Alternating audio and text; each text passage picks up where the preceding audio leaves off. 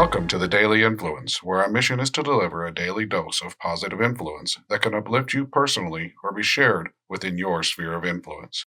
While not every episode may directly apply to your unique circumstances, we strive to provide insights and inspiration relevant to most people's daily, weekly, and monthly lives.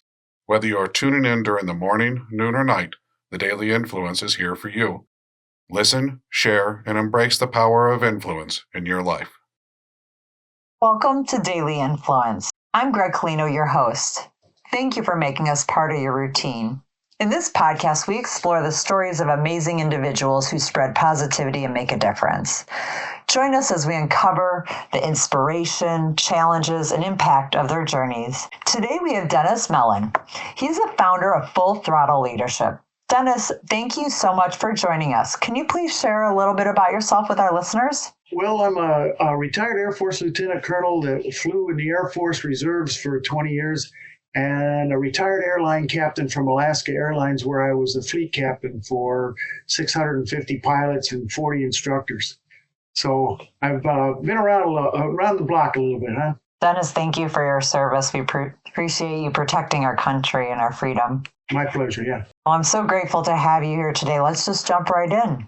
Dennis, what inspired you to start spreading positivity and make a difference in the lives of others? Well, my career was kind of cut short at age 56. I was out mountain bike riding in the foothills of the Cascades east of Seattle. And I ended up having a heart attack, and it's in a remote area. And my career ended as far as flying. I couldn't fly anymore. And I went through the doldrums of, now what do I do? I'm 56 years old. What's my next step? And it took a while to get back in the groove, to find what my next purpose was. And it actually was inspired by a lady that came up to me one time and said, "Hey, how would you like to talk to our group?" And I laughed and I said, "About what?" She said, "Dennis, you're a retired Air Force lieutenant colonel. You had 650 pilots. You could talk about leadership." And it was like a light bulb went off, where the clouds parted and the proverbial ray of sunshine came down. And I thought, yeah, I could do that. And maybe I could impart some nuggets so that people wouldn't have to learn the hard way. I learned most of my stuff from the University of Hard Knocks. So maybe I can help people not have to learn it the hard way. Thank you for sharing your story with us. When one door closes, another one opens, and it certainly did for you. Can you tell us about a moment or experience where you felt you made a positive impact on someone's life? Well, like I said, I went through, after the heart attack, I went through a series of jobs. One of them, I worked for an airline, since that was my background, worked for an airline that flew international cargo and troops to the Middle East.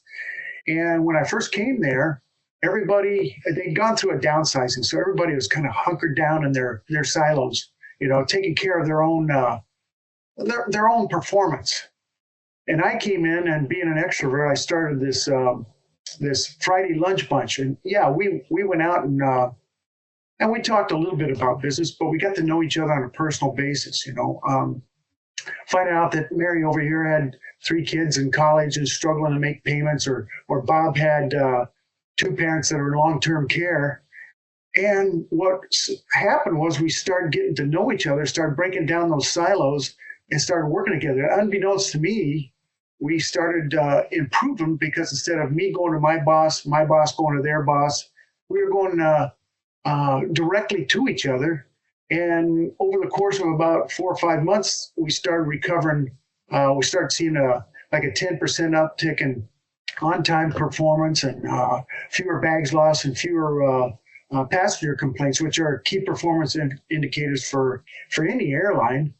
And it was all because we're starting to trust each other again. Downsizing, being fired, having a heart attack, those are all things that affect your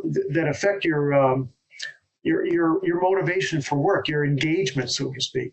And by me starting this lunch bunch, by about 6 weeks, we had 8 or 10 directors and department heads attending on a regular basis, and it was just fun. We were skipping out of work a little bit too, but we were accomplishing something that was probably missing when everybody started getting hunkered down in their silos and everything. So that's my inspirational story.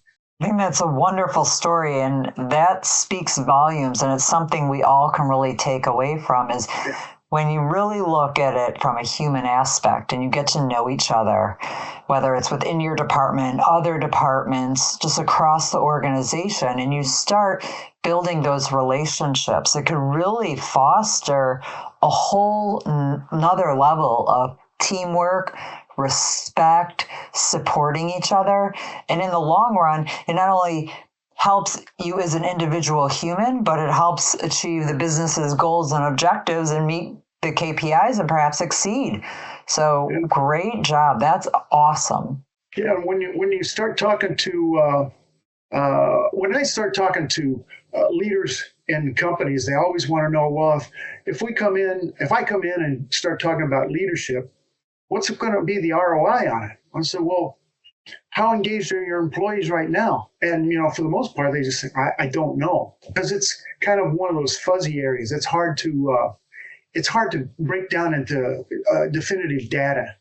But we all agree that some sort of employee engagement leads to that improved performance that we're looking for, And it's important to relationships are the key.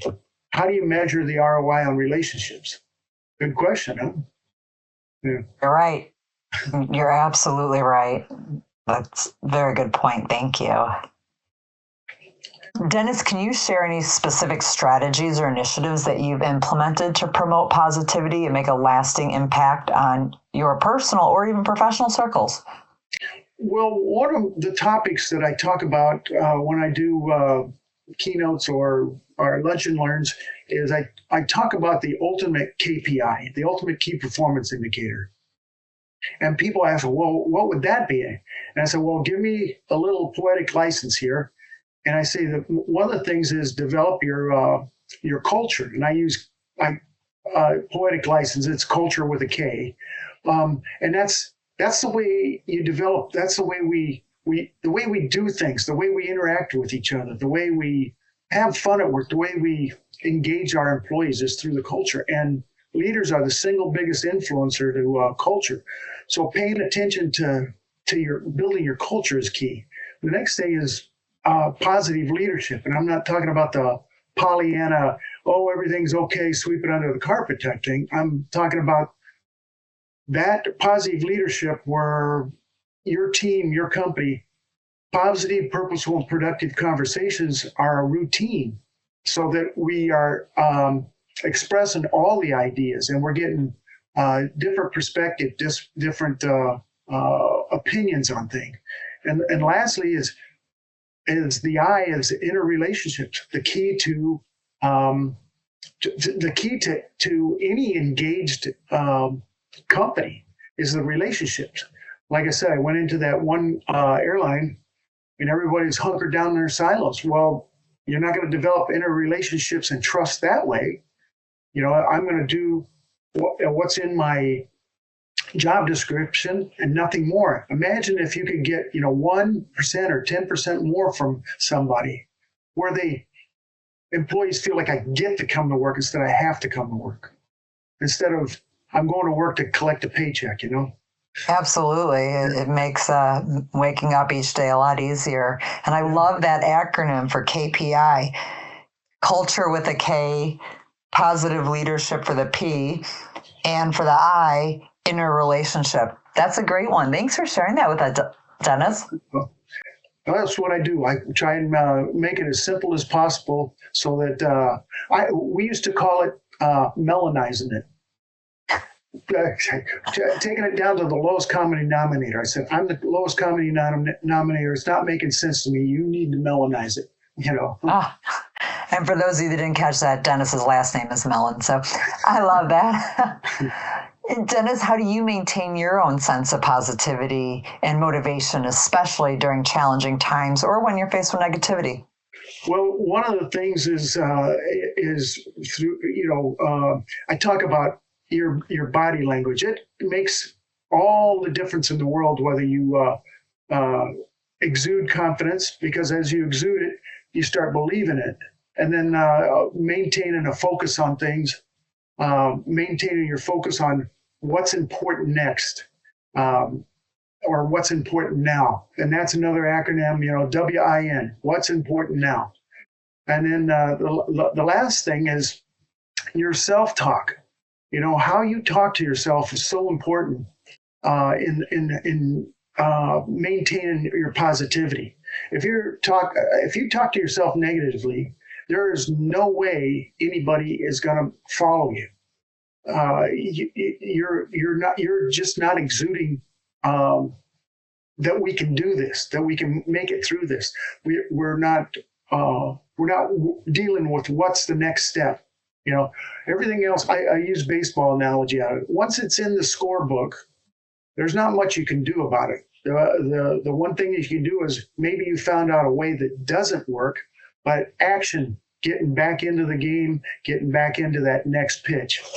So body language, focus, and self-talk are the keys. Thank you for sharing those with us. Dennis, what message or words of encouragement would you like to share with our listeners who aspire to make a positive difference in the world? I think it's making sure that you have something to contribute. And if you're in an environment where you're not allowed to contribute, it really is incumbent on you to find somewhere else. That you need to find your purpose. You need to find that thing that ignites the flame in you, the desire to work harder. I like to tell my boys that I've got 4 sons, so as they've grown up, they use this quote all the time. They talk about do what you're supposed to do, and then a little bit more.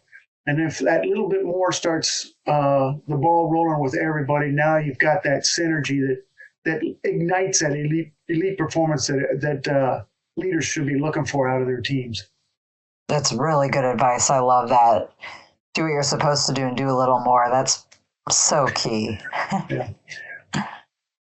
Dennis, thank you so much for joining us today and sharing your stories and advice. We really appreciate you being here.